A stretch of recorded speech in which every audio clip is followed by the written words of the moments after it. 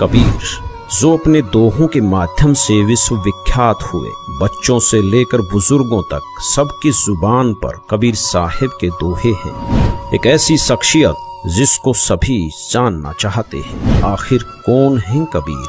आज कबीर साहिब प्रकट दिवस के मौके पर कबीर सी को जानने और समझने की कोशिश करेंगे। लोगों की अपनी अपनी बौद्धिक, सामाजिक व धार्मिक मान्यताओं के अनुसार कोई कबीर सी को संत मानता है, तो कोई सद्गुरु, कोई कवि, कोई सुलाहा, तो कोई परमेश्वर मानता है। जिन्होंने जन्म व मृत्यु की जटिल पहेली को सुलझाया व सदग्रंथों में वर्णित सरल सहज भक्ति को समाज में प्रवेश किया। जिन्होंने अपने ज्ञान से धार्मिक पाखंड व साती पाती के जहर को समाप्त किया और हमें उस अग्नि से बचाया जो हमें अब तक जलाकर भस्म कर चुकी होती। कबीर सी ज्येष्ठ मास की पूर्णिमा सन 1398 कमल के फूल पर अवतरित हुए, जो एक भारत का आध्यात्मिक केंद्र माना जाता था। कबीर साहिब के सन को लेकर भी लोगों के अलग अलग मत हैं। कोई कहता है कि कबीर साहिब सी का सन एक विधवा ब्राह्मणी के गर्भ से हुआ है। वह लोक लाज के डर से तालाब के किनारे छोड़ गई थी। कुछ लोगों का मानना है कि कबीर साहिब सी पालक रूप धारण करके तालाब में उपस्थित कमल के फूल पर प्रकट हुए थे।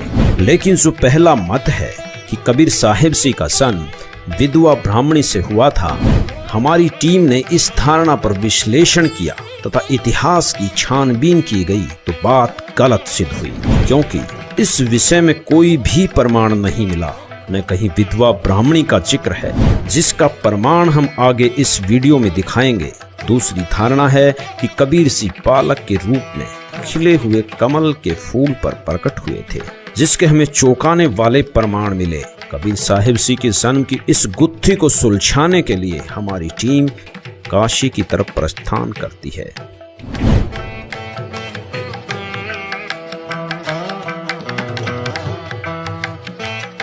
बेशक कबीर सी के बारे में अलग अलग लोग अपनी राय अलग अलग रखते हों, लेकिन उन सब का मूल भाव एक ही है कि वो एक महान संत थे, जिन्हें हिंदू और मुसलमान समान रूप से स्वीकार करते थे।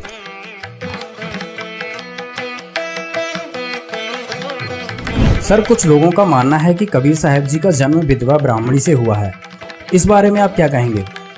हम लोग बीजक जो पढ़ते हैं तो एक तालाब दिखाया गया, किसी तालाब में उनकी पैदाइश हुआ और वहाँ से नीरू और नीमा लेके इसी मठ में उनको लालन पालन किए, ज्ञान लिए कबीर चौरा से। सर, जो बच्चों का पाठ्यक्रम है उसमें जो कबीर जी का जीवन परिचय आता है, उसमें लिखा हुआ है कि कबीर जी का जन्म विधवा ब्राह्मणी से हुआ है। इस बात में कितनी सच्चाई है? आपसे पहले ही कह चुके हैं कि लोग लिख देते हैं कि जानती है कि विधवा ब्राह्मणी के गर्भ में, लेकिन किसी ने तो देखा नहीं था। यहाँ तो इतिहास तो सब लिख दिए है, लेकिन हम लोग मानने के लिए इसको तैयार नहीं है। लोगों का मानना है कि कबीर जी का जो जन्म हुआ एक विधवा ब्राह्मणी के गर्भ से हुआ। इस बात में कितनी सच्चाई है?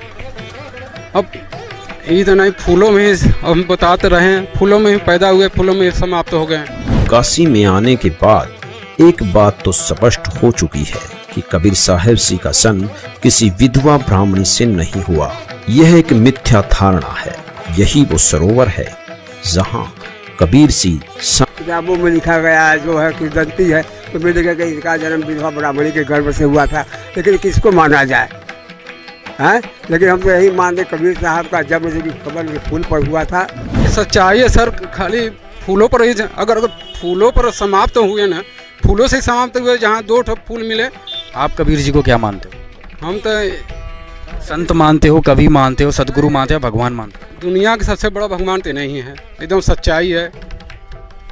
आज जो स्थिति लहरतारा की बनी हुई है, जो कि ओरिजिनल प्लेस कहा जाता है कि यहाँ पे कबीर जी को, तो इस बारे में क्या कहेंगे? पहले कितना बड़ा तालाब था, आप तो यहाँ पे शुरू से रह रहे हैं, तो यहाँ की क्या स्थिति थी वो बताइए एक बार।